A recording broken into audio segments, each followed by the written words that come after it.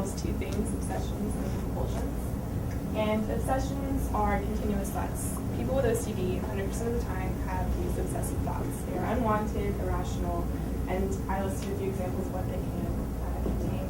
There's contamination, which is just fear of sickness, germs. I mean, I could be afraid of Sylvia. I could not get closer than this because I'm afraid that she's got germs.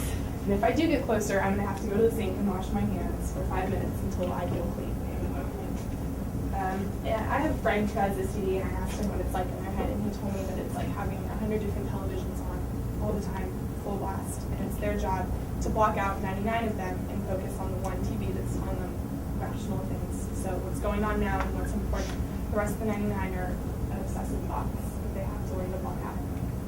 Now, compulsions. Obsessions cause anxiety, panic, fear, and these compulsions are a temporary reliever of this anxiety. Like I said, contamination, washing and cleaning relieves the anxiety. Repeating, checking, counting, hoarding, and also picking. When we see people picking their skin, picking out their hair. People with OCD does not just affect their brain, it can also affect their body. If you're at the sink for 5 hours a day washing your hands, then your hands can not become G.I. Joe's plastic hands, but red, raw, and just start to get all scabby. And this is hoarding. And OCD does not just affect the victim, but the entire victim's family. Because how many of you can imagine living in a house like this and function normally? You cannot blame the person with OCD, it's not their fault, and you can't tell them to snap out of it, because that's not possible. There are 300 million people in the world that have OCD, 200 million adults, 100 kids, and typical age to find out that you have an OCD is anywhere from 7 to early adulthood. Now, there's no definite cause for OCD, but researchers have shown that an imbalance of serotonin may cause it, or environmental factors, things that are life-changing, like it could be moving, or you could see your neighbor get shot or something, and that can really trigger it if there's a possibility of it being it. Now, with serotonin. Serotonin is a neurotransmitter, and in your brain, you've got neurons that basically tell your body what to do. So, between these neurons, they send electrical messages to each other, and serotonin is one of the messengers. And the lack or imbalance of serotonin causes things to get stuck, and this is found in judgment, thinking, and body movements. That's parts of your brain. Diagnosis. Since there is no cause, there is no test you can take to see that you have it. What it is a well-informed therapist who knows a lot about OCD. Evaluates you based on 3 things. What are your obsessions? What are your compulsions? And does it take up a lot of your life? I read a book written by a therapist, and one of his patients spent 36 hours straight at the sink washing his hands. He did not stop to go to the bathroom, to eat, or anything. He was at the sink for 36 hours straight. Cures.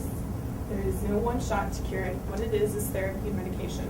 Medication to help balance the serotonin.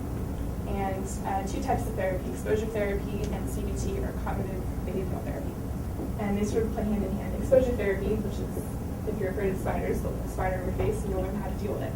And CBT is, it deals with your thoughts, your emotions, and your behaviors. And it's understanding the thoughts in your head, they are irrational, and people with OCD do understand that, but they don't know what to do about it. They understand that they are rational thoughts, but they think that everyone else is dealing with it and they're not different unless they get therapy. So what it basically is it is a feeling, and feelings do go away, and it's understanding that over time, is that it will be excruciating fear and anxiety for 5 minutes, but it will go away. And I want to finish with a quote by a therapist. The history of OCD has been one of toxic darkness, counterpart times lost to this disorder. First through misunderstanding, and then misinformation and needless blame. This is the past, our children are our future. The world they enter is one of light and life. So this is talking about children today with OCD. And if you go back 50 years, people with OCD were struggling to sign up.